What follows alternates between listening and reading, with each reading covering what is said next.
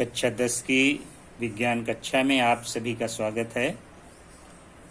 आप रक्त परिसंचरण पढ़ रहे हैं।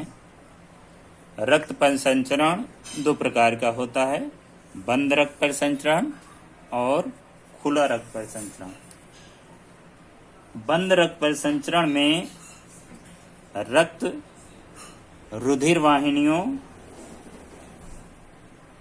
जैसे धमनी, शिराओं और रक्त केशिकाओं में बहता है। पदार्थों का आदान प्रदान रक्त केशिकाओं के द्वारा होता है और यह रक्त परिसंचरण मनुष्य सहित सभी कशेरुकी जंतुओं में पाया जाता है। कशेरुकी वे जंतु जिनके कशेरुक दंड पाई जाती है। कशेरुकी जंतु हम लोगों के भी कशेरुक दंड होती है तो कशेरुकी हैं। खुला रक्त परिसंचरण,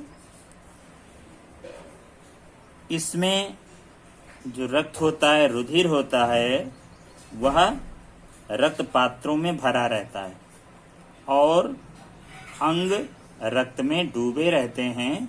इस प्रकार का रक्त परिसंचरण पाया जाता है संघ आर्थ्रोपोडा के सदस्यों में।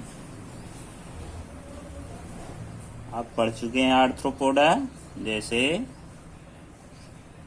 कॉकरोच, तितली, मधुमक्खी आदि। अब हम पढ़ेंगे जो रक्त परिसंचरण के अंतर्गत मुख्य अंग है हृदय।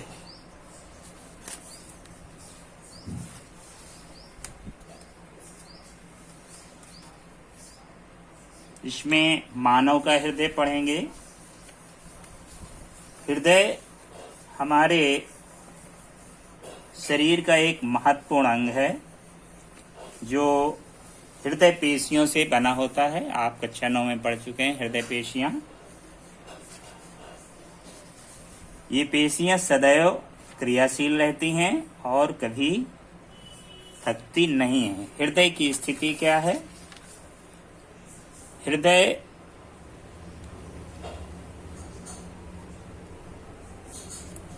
वक्ष गुहा में पाया जाता है। आप जानते हैं कि हमारे शरीर में, देह गुहा में दो गुहा होती हैं, ऊपर की तरफ वक्ष गुहा और नीचे उदर गुहा। तो हृदय वक्ष गुहा में पाया जाता है, पसलियों के नीचे। दोनों फेफड़ों के बीच, ये दायां फेफड़ा और ये बायां फेफड़ा, बीच में ये हृदय पाया जाता है। और इसका जो अधिकतर भाग थोड़ा ये बाईं तरफ को होता है। एक जो स्वस्थ मनुष्य है उसका जो हृदय है वो लगभग 12 सेंटीमीटर बड़ा होता है, इस तरह से। ठीक है, ये इतना, यहाँ से यहाँ तक ये 12 सेंटीमीटर। और ये जो इसकी चौड़ाई होती है ये यहाँ 9 सेंटीमीटर, यहाँ तक 9 सेंटीमीटर होती है। और ये 6 सेंटीमीटर मोटा होता है। हृदय का आकार एक बंद मुट्ठी के समान होता है, बंद मुट्ठी के समान होता है, उससे इसकी तुलना कर सकते हैं। और इसका भार लगभग 300 ग्राम होता है। और ये गहरे लाल रंग या बैंगनी रंग लिए होता है। हृदय चारों ओर से एक दोहरी झिल्ली से घिरा होता है, जिसको हृदयावरण, हृदय का आवरण यानी जिससे वो घिरा होता है, यानी पेरिकार्डियम भी कहते हैं। और इन दोनों झिल्लियों के बीच एक तरल पदार्थ भरा होता है जो हृदय को आघातों से बचाता है और उसको फैलने और सिकुड़ने के लिए स्थान भी प्रदान करता है। मनुष्य का हृदय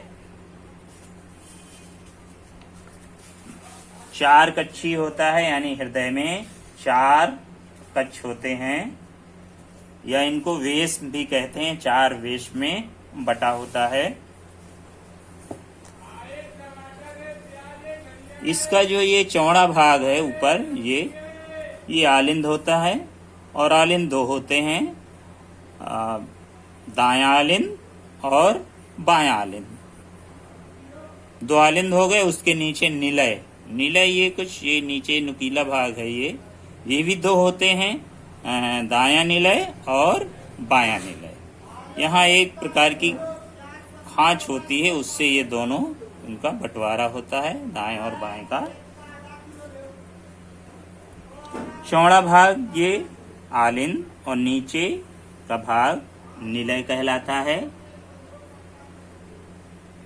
अग्र और पश्च, ये अग्र महाशिरा और ये पश्च महाशिरा, इनके द्वारा रक्त आलिंद में आता है। किस आलिंद में? दाएं आलिंद में।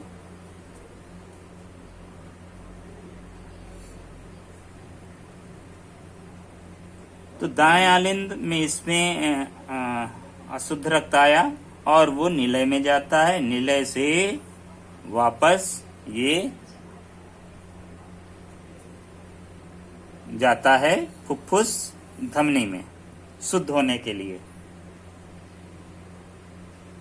तो अग्र और पश्च मध्य महाशिराएं जो हैं, इनके द्वारा आया हुआ अशुद्ध रक्त ये जाता है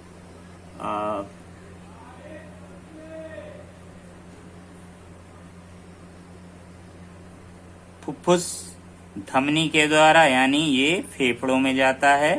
ये बाएं फेफड़े के लिए, और इधर ये दाएं फेफड़े के लिए फुफ्फुस धमनी ले जाती है और शिराएं वापस लाती हैं। तो ये दाहिनी तरफ की शिराएं हैं और ये बाएं तरफ की शिराएं, ये आलिंद में लाती हैं। इधर आया और ये यहाँ से यहाँ आ जाती हैं। उसके बाद रक्त निलय में आता है। अब हम हृदय की आंतरिक संरचना पढ़ेंगे। हृदय में जो दोनों आलिंद होते हैं, ये दायां आलिंद और बायां आलिंद, ये दोनों एक पट्टी होती है, अंतरा आलिंद पट्टी, यहाँ पर बीच में, उसके द्वारा ये विभाजित रहते हैं। दाहिने आलिंद से अग्र महाशिरा ये, और पश्च महाशिरा ये अलग अलग छिद्रों द्वारा इसके अंदर खुलती है। ये यहाँ खुल गई, यहाँ खुल गई। इनके मध्य स्टेकी कपाट और कोरोनरी कपाट होते हैं। और जो बाएं आलिंद में हैं, पल्मोनरी शिराएं यानी फुफ्फुस शिराएं, ये जो फेफड़ों से रक्त को वापस लाती हैं, शुद्ध रक्त को, वो यहाँ खुल जाती हैं। आलिंद की दीवार निलय की अपेक्षा पतली होती है। ये निलय की दीवार ये मोटी होती है, ये, और ये इसकी दीवार ये पतली होती है।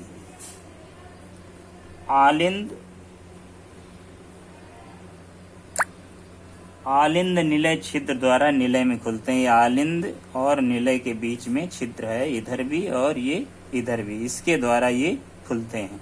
इधर ये दाएं आलिंद में जो छिद्र होता है उसमें त्रिवलन कपाट, ये यानी 3 वलन होते हैं, इसलिए इसको त्रिवलन कपाट कहते हैं। और इसमें 2 वलन होते हैं, तो द्विवलन कपाट ये बाएं आलिंद में पाया जाता है। और जो कपाट होते हैं ये हृदय रज्जुओं के द्वारा निलय की जो भित्ति होती है उस पर स्थित पेशी स्तंभ से जुड़े होते हैं और इनका कार्य ये है कि ये रक्त को विपरीत दिशा में नहीं जाने देते। जैसे रक्त इधर से आ रहा है तो इधर से ही आएगा, ये इधर को नहीं जाएगा। इसी प्रकार ऐसे आएगा, ऐसे नहीं। जब ये नीले सिकुड़ता है तो ये बंद हो जाते हैं, ये भी बंद हो जाता है, तो ये रक्त फिर इधर को जाता है, इधर को, इस तरह से। दाहिने निलय, ये है दायां निलय। इससे जो रक्त होता है वो इस पल्मोनरी चाप यानी फुफ्फुस चाप, फुफ्फुस यानी फेफड़ों के लिए ये रक्त ले जाएगी धमनी। एक इधर बायां फेफड़ा है और इधर ये दायां फेफड़ा है, तो दाएं फेफड़े के लिए फुफ्फुस धमनी ले जाएगी और बाएं फेफड़े के लिए ये फुफ्फुस धमनी इस रक्त को ले जाएंगी। और जो बायां निलय है, बाएं निलय की जो अगला हिस्सा है ये, इसके दाहिने तरफ इस तरफ से ये रक्त महाधमनी में जाएगा। ये महाधमनी रेड कलर की दिखाई गई है, ये इसमें रक्त जाएगा। यहाँ के बाद रक्त विभिन्न धमनियों के द्वारा पूरे शरीर में जाता है। तो इस प्रकार आप ये समझ लें कि जो दायां लिंग में निलय, ये जो डार्क कलर हमने दिखाया, ये डार्क कलर है, ये और ये, इसका मतलब ये है कि यहाँ से अशुद्ध रक्त आ रहा है, अशुद्ध रक्त आया और अशुद्ध रक्त ये धमनी में चला गया, फुफ्फुस धमनी में, इधर फेफड़े में ये चली गई और ये फुफ्फुस धमनी दाहिने फेफड़े में चली गई, ये बाएं में चली गई। इसके बाद रक्त वापस आता है, वापस आएगी सिराओं के द्वारा, ये इधर से आएंगी सिराएं और ये दो सिराएं जा रही, ये यहाँ अंदर खुलेंगी और ये सिराएं, ये रेड कलर का है, ये शुद्ध रक्त है। तो शुद्ध रक्त बाईं तरफ होता है और अशुद्ध रक्त दाहिनी तरफ होता है। तो इस तरह से ये शुद्ध रक्त निलय के द्वारा ये महाधमनी चाप में पहुंचा दिया जाएगा। ये क्रम चलता रहता है, जो अभी आप आगे पढ़ेंगे इसकी हृदय की क्रिया विधि में।